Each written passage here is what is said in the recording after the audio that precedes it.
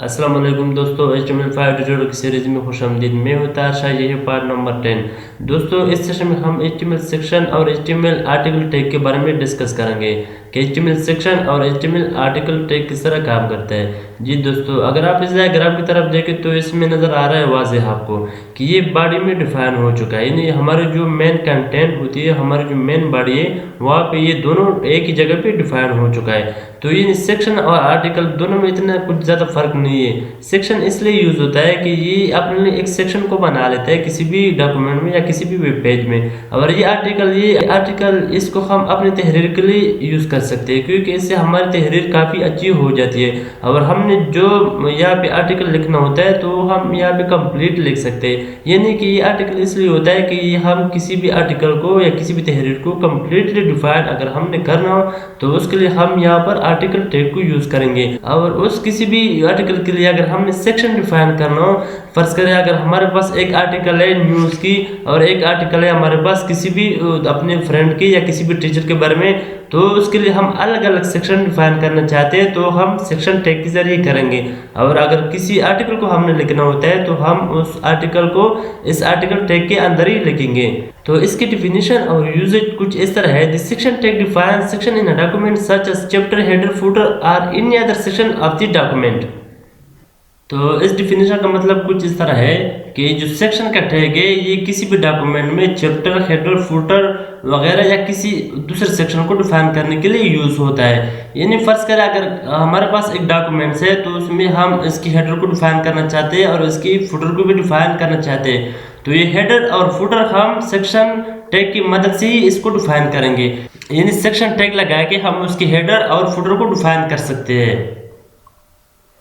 HTML article tag definition and usage. The article tag specifies independent self-contained content, यानी कि ये हमारे पास एक सेल्फ कंटेंट कंटेंट होती है, ये इंडिपेंडेंट होती है। आर्टिकल को हम जहाँ भी लिखना चाहते हैं हम इसको लिख सकते हैं, इसको यूज कर सकते हैं। In article should make sense on its own and it should be possible to distribute it independently from the rest of the site। और इसको हम डिस्ट्रीब्यूट भी कर सकते हैं। फर्स्ट करें हमने एक आर्टिकल को लिख लिया है, ठीक है, उस आर्टिकल को हम किसी साइड में भी या किसी अदर सेक्शन में हम इसको यूज कर सकते हैं।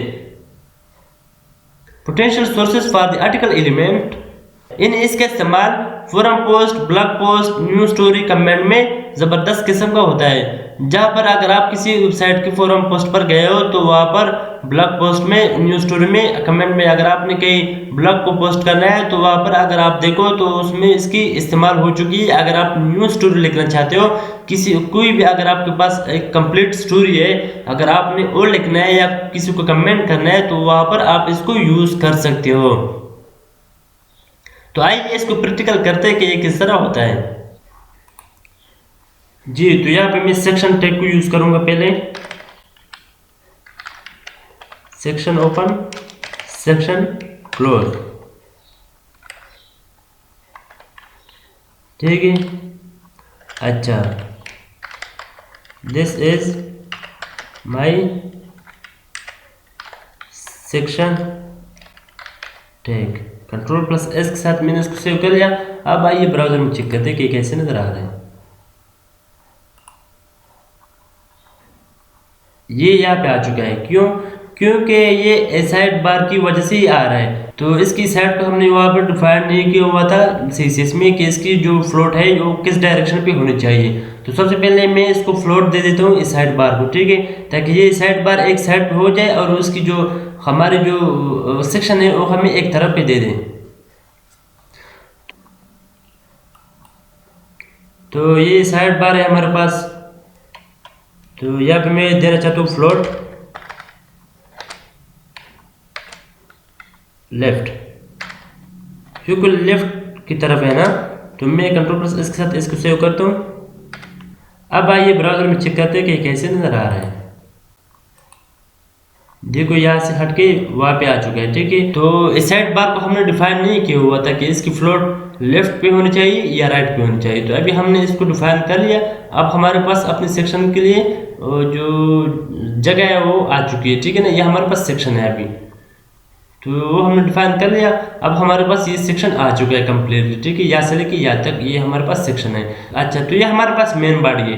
तो इस मेन बॉडी में हम सेक्शन को भी लिख सकते हैं और आर्टिकल को भी लिख सकते हैं। हम जो भी पोस्ट करना चाहते हैं हम इसको यहाँ पर लगा सकते हैं। ये अभी हमारे पास एक मेन जो कंटेंट है, मेन बॉडी, वो हमारे पास अभी कंसिडर हो रही है कि ये हमारे पास मेन पेज है। ठीक है, अच्छा, तो मैं इस सेक्शन को कुछ अच्छी तरह डिफाइन करना चाहता हूँ। सबसे पहले मैं CSS की तरफ जाऊंगा। तो यहाँ पर मैंने सेक्शन को लगाना है। सबसे पहले सेक्शन कुछ कलर देना चाहता हूँ ताकि आपको अच्छी तरह और वाज़ेह नजर आ जाए। ठीक है,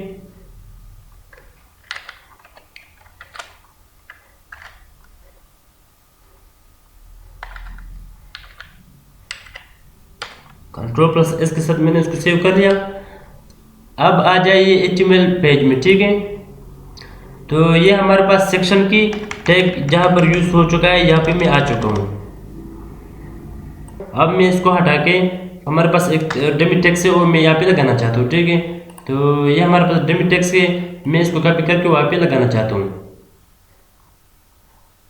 Ctrl+C के साथ मैंने इसको कॉपी कर लिया। अब मैं यहाँ पे इसको पेस्ट करूँगा इस सेक्शन टैग के अंदर ही। ठीक है, तो Ctrl+S के साथ मैं इसको सेव कर रहा हूँ। अब आइए ब्राउजर में चेक करते हैं कि कैसे नजर आ रहा है।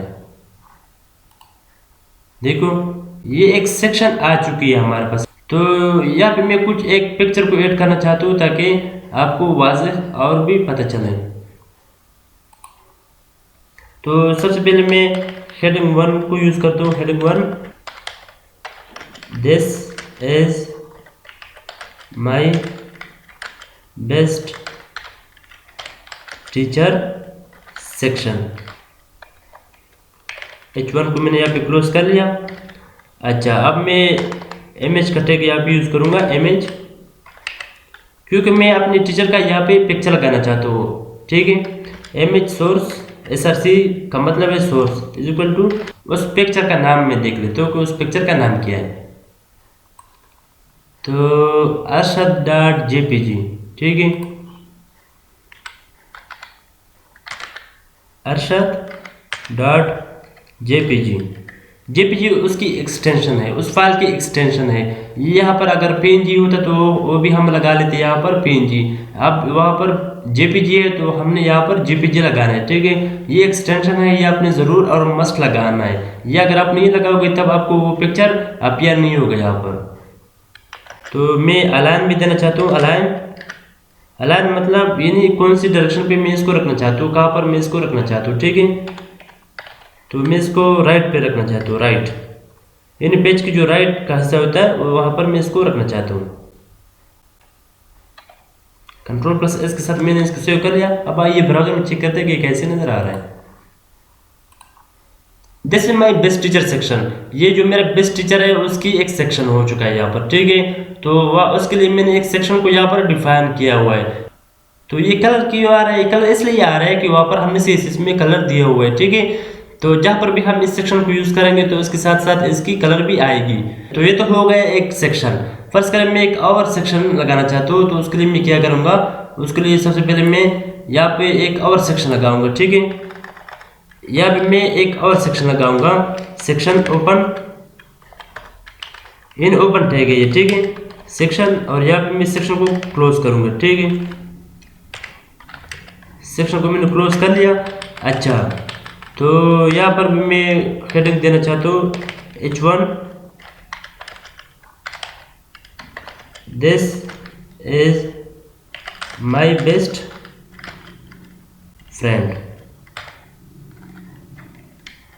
Friend section. ठीक है,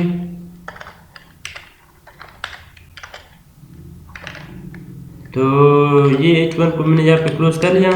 अच्छा, इसके बाद यही तहरीर, ये जो मेरे पास डमी टेक्स्ट है, इसको मैं यहाँ से कॉपी करके वहाँ पे मैं पेस्ट करता हूँ। ठीक है, Ctrl+C और यहाँ पर Ctrl+V।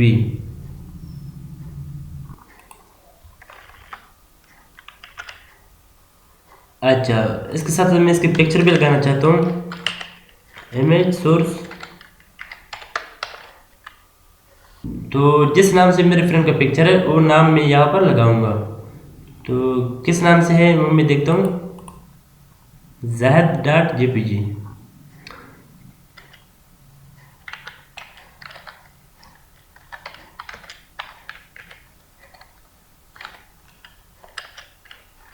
अलाइन,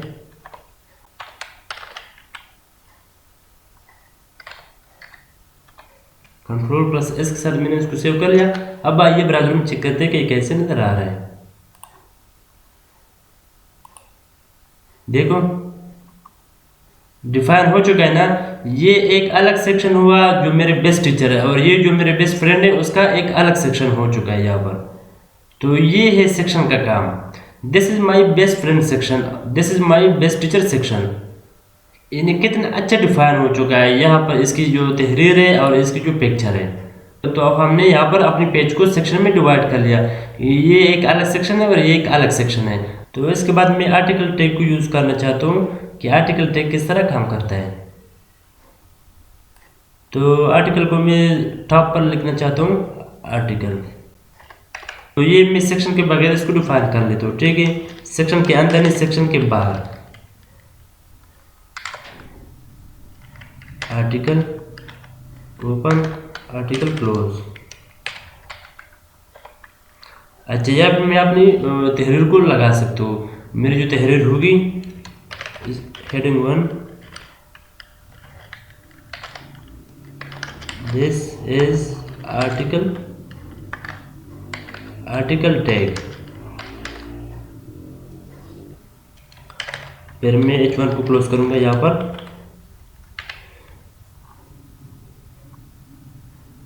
अच्छा, तो अब मैं यहाँ पर कुछ डमी टेक्स्ट भी यहाँ पर कॉपी कर लेता हूँ ताकि हमारे आर्टिकल अच्छी तरह नज़र आ जाए। तो यहाँ से मैं कॉपी कर लेता हूँ, ये हेडिंग 1 के नीचे, ठीक है। Ctrl+S के साथ मैंने इसको सेव कर लिया। अब आइए ब्राउज़र में चेक करते हैं कि कैसे नज़र आ रहा है। देखो दिस इज आर्टिकल टैग, यानी ये हमारे पास आर्टिकल टैग यहाँ पे डिफाइन हो चुका है। और इसमें कलर क्यों नहीं आई हुई है? कलर इसलिए नहीं आई हुई है कि वहाँ पर हमने CSS में इसके लिए काम नहीं किया हुआ है। यहाँ पर तो हमने सेक्शन टैग के लिए वहाँ पर काम किया हुआ था, इसके बैकग्राउंड को हमने कलर दिया था, और आर्टिकल के लिए हमने वहाँ CSS में काम नहीं किया हुआ है, इसलिए यहाँ पर कलर नहीं आ रहा। ये सैंपल आ रहा है, ठीक है, विदाउट कलर के। तो दिस इज आर्टिकल टैग, यानी ये डिफाइन हो चुका है आर्टिकल। यानी आर्टिकल और सेक्शन में कुछ ज़्यादा डिफरेंस नहीं है। तो आर्टिकल को हम सेक्शन के अंदर ही लिख सकते हैं और सेक्शन को हम आर्टिकल के अंदर ही लिख सकते हैं। तो कुछ ज़्यादा फर्क नहीं है इन दोनों में, ठीक है। तो ये हमारे पास आर्टिकल टैग हुआ और ये हमारे पास सेक्शन हो चुके हैं। तो ये जो आर्टिकल टैग है ये हमारे पास कंप्लीट स्टोरी होती है, यानी स्टार्ट से लेके उसके एंड तक जो रिजल्ट होती है वहाँ तक। तो आर्टिकल के अंदर हम वो डिफाइन कर लेते हैं जो हमारे पास कंप्लीटली होती है। और इस सेक्शन का क्या काम था? सेक्शन का ये काम था कि फर्ज करें ये हमारे पास तहरीर थी यहाँ से लेके यहाँ तक, तो सेक्शन ने ये काम किया कि उसने हमारे जो पेज है उसमें यहाँ से लेके यहाँ तक इसने ये जगह को रिजर्व कर लिया, यानी इस एक ब्लॉक को रिप्रेजेंट कर लिया उसने। तो देखते रहिए मेरे नेक्स्ट ट्यूटोरियल, तब तक के लिए अल्लाह हाफिज़। और मेरे यूट्यूब चैनल को ज़रूर सब्सक्राइब कीजिए ताकि मेरे हर नई अपलोड वीडियो की अपडेट आपको मिलते रहे। थैंक्स, अल्लाह हाफिज़।